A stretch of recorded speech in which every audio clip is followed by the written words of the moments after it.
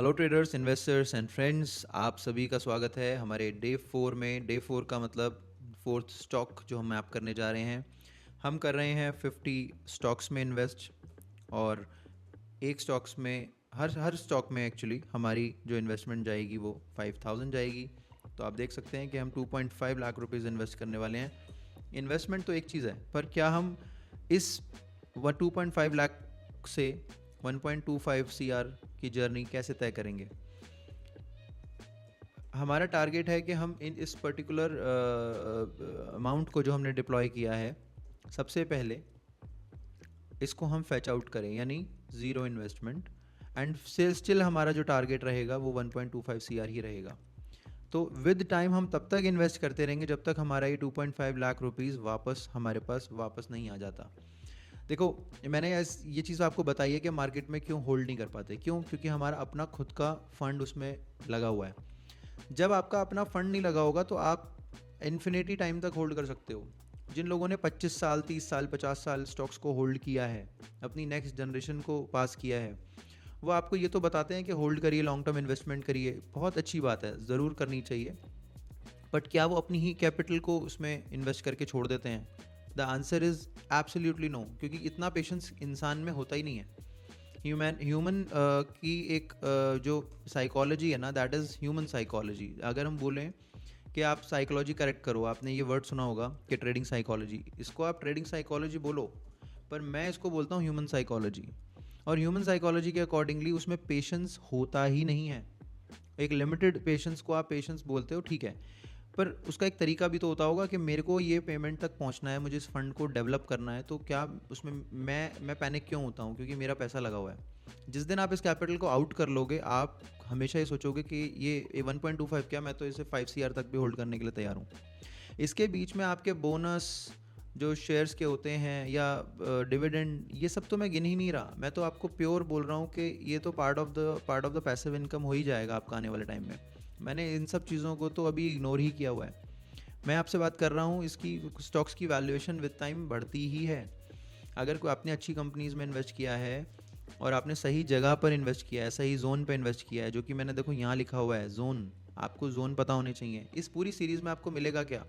आपकी psychology correct होगी, आपके अंदर एक right level of patience develop होगा, और आपको जोन मैप करने आ जाएंगे कि किस जोन में मैं कंफर्टेबल हूँ।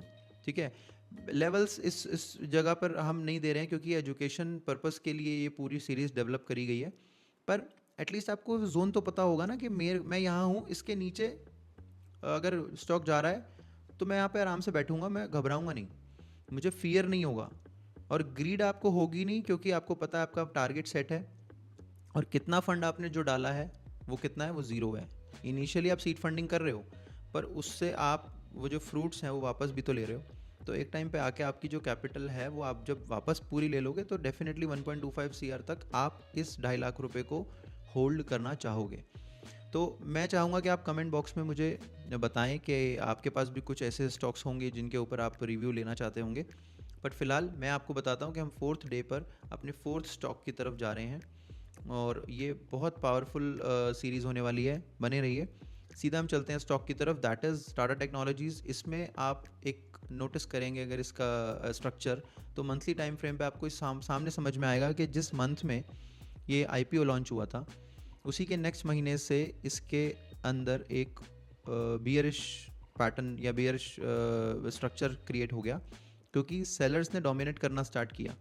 यहाँ बायर ने कोशिश करी कि चलो अभी हम आईपीओ में इन्वेस्ट करके ऑलरेडी लॉस ले रहे हैं, एटलीस्ट इतना ये करेक्ट हो चुका है 5-6 महीने, तो अब तो बाइंग आएगी। पर बाइंग आई, फिर से वो फिजल आउट हुई, और सेलर्स ने पूरी तरीके से इसमें डोमिनेट किया बायर्स को फिर से।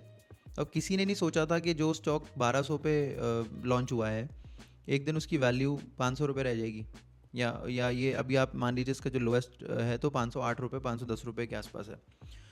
तो 3 गुना ये स्टॉक करेक्ट हो चुका है। पर कहते हैं ना कि don't chase the falling knife, ये आपको पता होगा। तो ऐसा ज़रूरी नहीं है कि आप चेज़ करेंगे तो मुश्किल होगी, आपको कहीं ना कहीं तो बाय करना ही होता है ना। तो हम ये सोचते हैं कि क्या ये राइट वैल्यूएशन है। स्टॉक का प्राइस हमेशा मैटर करता है, और उसकी वैल्यूएशन के हमेशा पैरेलल चलता है वो। यहाँ पे स्टॉक की जो वैल्यू थी ना, प्राइस तो था पर वैल्यू नहीं थी। अब यहाँ पर स्टॉक का प्राइस भी है और वैल्यू भी है। अगर वैल्यू आपको मिलती है, जो कि आपको उसकी बुक्स में मिलेगी, फंडामेंटल एनालिसिस अगर आप करोगे तो आपको समझ में आएगा कि क्या कंपनी इस पूरे दौरान, यानी इस पर्टिकुलर 2023 से लेके आज 26 आ गया, क्या 2.5-3 सालों में इस स्टॉक ने अपने अंदर कोई डेवलपमेंट्स करी हैं जो रियली में शेयर होल्डर्स को बेनिफिट दे, प्रोवाइड करे। तो आपको इसकी बैलेंस शीट चेक करनी पड़ेगी। पर अगर टेक्निकली हम बात करें, टेक्निकली मुझे, मेरे ओपिनियन के हिसाब से, this is my personal opinion, और आप कोई भी इन्वेस्टमेंट अगर करते हैं तो वो अपनी सूझबूझ के साथ करें। पर फिलहाल एजुकेशन पर्पस के लिए अगर मैं बात करूं तो ये जोन मुझे कंफर्टेबल नज़र आता है। इसकी क्लैरिटी और आएगी अगर वीकली टाइम फ्रेम में जाऊंगा। तो कुछ ऐसी चीज़ें हैं कि क्या कोई रिवर्सल का साइन मुझे दिख रहा है, शायद ये रिवर्सल हुआ था, उसके बाद में स्टॉक ने कोशिश करी और ये कंसोलिडेशन में चला गया। मैं इसे क्रैश नहीं बोलूँगा, बट मैं इसे कंसोलिडेशन बोलूँगा। यहाँ आप देखो कि फेजल आउट हो रहे हैं, बायर्स एंट्री हो रही है बायर्स की, और फाइनली यहाँ पर ये बुलिश जो एक स्ट्रक्चर है वो मुझे दिखा रहा है। अब मैं इसमें एक बार डेली टाइम फ्रेम में जाके भी चेक कर लेता हूँ। डेफिनेटली मैं ये मान के चलता हूँ कि मुझे इसमें इन्वेस्टमेंट स्टार्ट कर देनी चाहिए। तो क्योंकि हमारा कैपिटल छोटा सा है, हमें किसी भी स्टॉक में कोई भी ज़्यादा एक्सेसिवली कैपिटल नहीं यूज़ करना है अपना, क्योंकि हमारा टारगेट है कि 5,000 रुपीज़ हम एक स्टॉक में डाल रहे हैं। और हम अगर इसमें डालकर इसको छोड़ते हैं, उसके बाद में हम कोशिश ये करेंगे कि इस स्टॉक को एक अच्छे टारगेट्स के लिए होल्ड किया जाए। और उस पर्टिकुलर चीज़ को मैं कहूँगा कि हमारा एक पेशेंस जोन होना चाहिए। अब देखो, अगर मैं इस जोन को आपको दिखा रहा हूँ, इसका मतलब ये है कि मुझे इस शीट के अंदर ये सारी चीज़ें ओके करनी पड़ेंगी। क्या ये स्टॉक निफ्टी 500 से बिलोंग करता है? बिल्कुल करता है। 52 वीक लो पे हम ले रहे हैं इसको।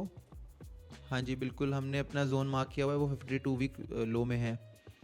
वॉलेटिलिटी इसकी कैसी है? इसकी बिल्कुल है, क्योंकि इसके अंदर बहुत बार ये बाइंग भी आई है और सेलिंग भी आई है। कैपिटल साइज कंट्रोल बिल्कुल किया हुआ है हमने। PRZ जोन हमारा, यानी पोटेंशियल रिवर्सल जोन, हमने मार्क कर दिया, यस। लॉन्ग एक्यूमुलेशन हो चुका है स्टॉक में, डेफिनेटली 3.5 साल से या 3 साल से ये स्टॉक चला ही नहीं है। तो मिनिमम पेशेंस फॉर, मैं चाहूँगा कि अगर देखा जाए तो मैं अगर अपने रिस्क और रिवॉर्ड को यहाँ पे चेक करूँ, तो इसको अभी हम मार्क कर लेते हैं।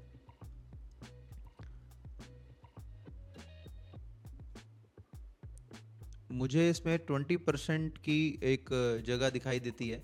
अगर हमें 20% मिनिमम मिलना चाहिए, वो भी तब जब हम इसमें आराम से इसको होल्ड कर पा रहे हैं। अगर इसको लॉन्ग टर्म के लिए आप चेक करेंगे तो लॉन्ग टर्म में मुझे इसमें जो जगह दिखाई दे रही है वो 75% की जगह दिखाई दे रही है।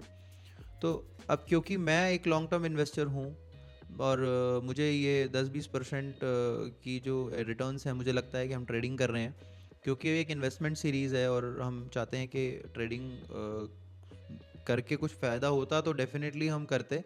पर इतना प्रॉफिट, इतना छोटा सा प्रॉफिट करने के लिए मैं इंतज़ार करूं, कोई फ़ायदा नहीं है। तो बेटर ये है कि हम ज़्यादा टाइम के लिए इसको होल्ड करें। तो मैं इसमें 75% के लिए इसको, या 70% के लिए मैं इसको होल्ड करूँगा। तो मिनिमम पेशेंस मेरा 70% रहेगा। क्या हमने स्ट्रक्चर को फॉलो किया? यस। क्या हमारी साइकोलॉजी इसमें करेक्ट है? यस। क्या जोन हमने मार्क करे हैं ठीक से? यस। तो ये सब चीज़ें जब हमारी यस हो जाती हैं तो ही हम कुछ सोच पाते हैं। और गाइस, ज़रूरी नहीं है कि आप यहीं पे इसको वीडियो देखते ही बाय कर लो। आपको बाय सेल अपनी इन्वेस्टमेंट एडवाइज़र से पूछ के ही करना है, क्योंकि मैं सेबी रजिस्टर्ड एडवाइज़र नहीं हूँ और मैं एक रिसर्च एनालिस्ट नहीं हूँ। और मैं आपको ये बात इसलिए बोल रहा हूँ क्योंकि ये पूरी सीरीज़ हमने एजुकेशन पर्पस के लिए बनाई है। हो सकता है कि मैं भी इसमें एंट्री ना करूं और मैं इंतज़ार करूं इसके फेस से कुछ लेवल्स को रीटेस्ट करने के लिए। तो मैंने जो जोन मार्क किया है मैं उसमें कहीं पर भी एंट्री कर सकता हूं, मैंने इसमें भी एंट्री नहीं करी है। तो मेक श्योर कि आप जो भी स्ट्रक्चर देखें स्टॉक का, आप सबसे पहले उसको आइडेंटिफाई करें, उसके मैप्स को, उसके जोन को चेक करें, फिर रिस्क एंड रिवॉर्ड को फॉलो करें। और ये कुछ पैरामीटर हैं, आप देख सकते हैं कि हम किस बेसिस पे ये सारी सीरीज़ को रन कर रहे हैं। तो मिलते हैं हम नेक्स्ट वीडियो के अंदर, और डे 5 के लिए मैं एक नए स्टॉक के साथ आपके बीच में हाजिर होऊंगा। Thank you.